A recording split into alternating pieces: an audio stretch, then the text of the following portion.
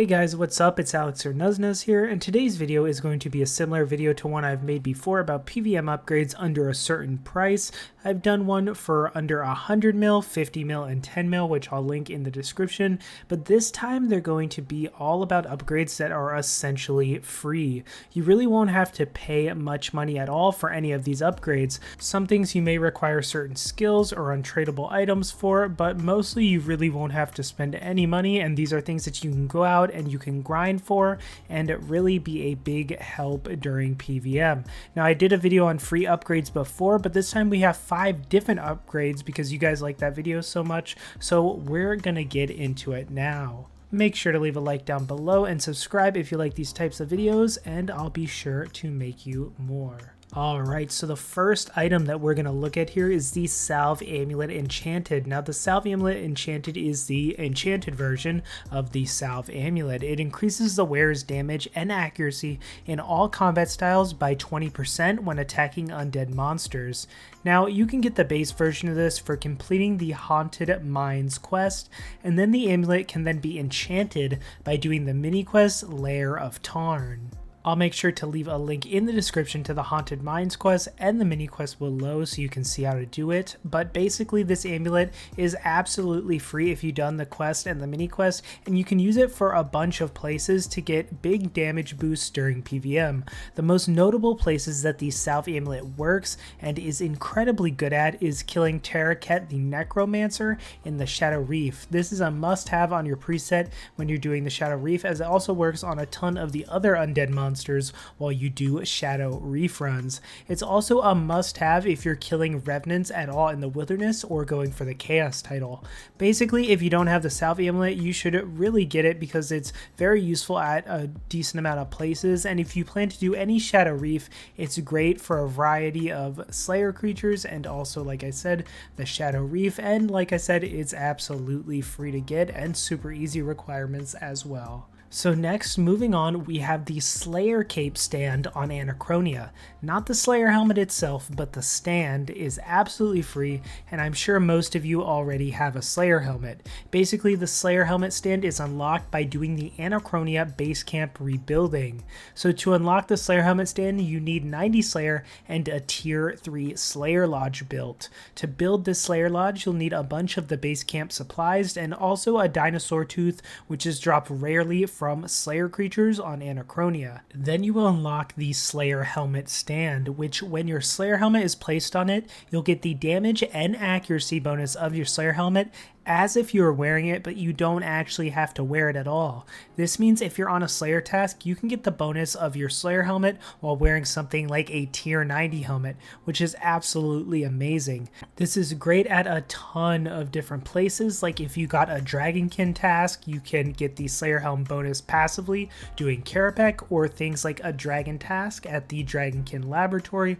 or a Glacior task at the Arch Glacior. It just goes on, and it's a really great upgrade. And of course, like I said, it's basically absolutely free to get the Slayer Stand. Just takes a bit of work, but it's mostly just time. So next we're going to stick to the same theme on Anachronia at the base camp, and we have the Player Lodge. Now you'll need the tier 3 lodge, and this lodge requires 90 construction to be built, and similar to the Slayer Lodge, you'll need a bunch of Anachronia base camp materials, and you'll also need the Dinosaur Rib Bone, which is dropped from Big Game Hunter on the Agility Anachronia course, trading hunting on Anachronia, or while killing Slayer creatures as a rare drop. Then once you have the tier 3 Player Lodge unlocked, you'll unlock the SkillCape Stand, which basically allows you to add a skill cape to it, and it will grant you the passive skill cape perk without needing to wear it at all. This is great for PVM, especially if you're ranging and you use the Runescape perk,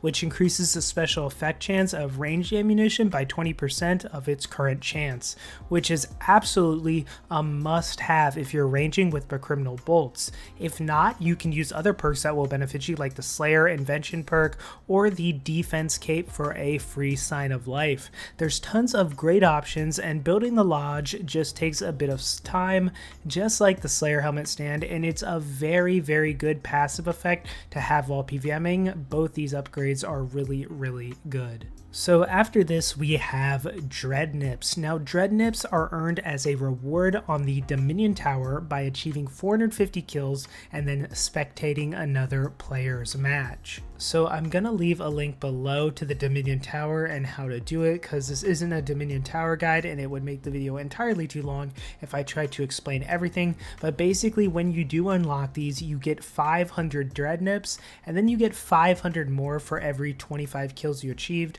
So if you do happen to run out of Dreadnips, you can go and get more for free. You just have to spend a little bit of time. So Dreadnips can be deployed and they will attack your target and deal a little bit of damage, but also stun them. This is amazing and super powerful for bosses that can be stunned.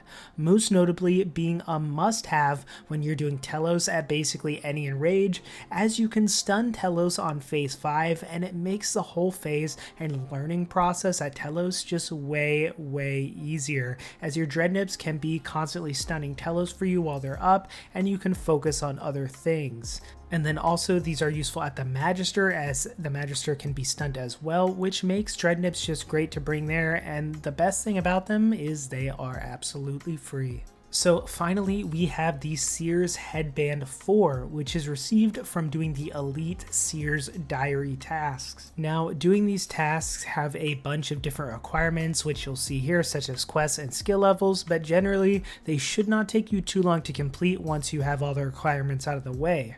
So when you unlock this headband, you don't actually have to wear it, and you'll get a plus 2% chance that the special effects of Enchanted Bolts will activate, which is very good if you're using range with the Criminal Bolts, and this does also stack with the Runescape perk. So if you use this and the Runescape on your SkillCape Stand, it is just super good.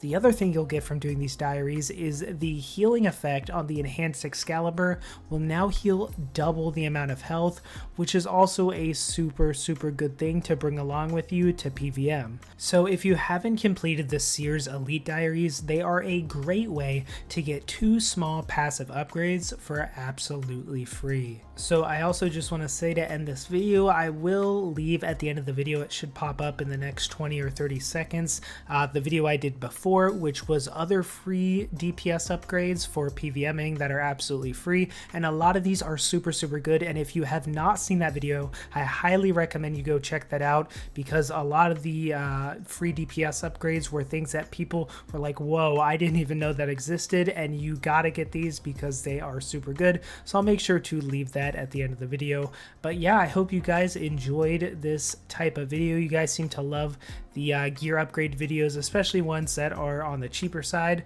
because, you know, we're all on a budget here. But yeah, thanks for watching, guys, and make sure to like the video and subscribe if you like these type of videos, and I will see you in the next one.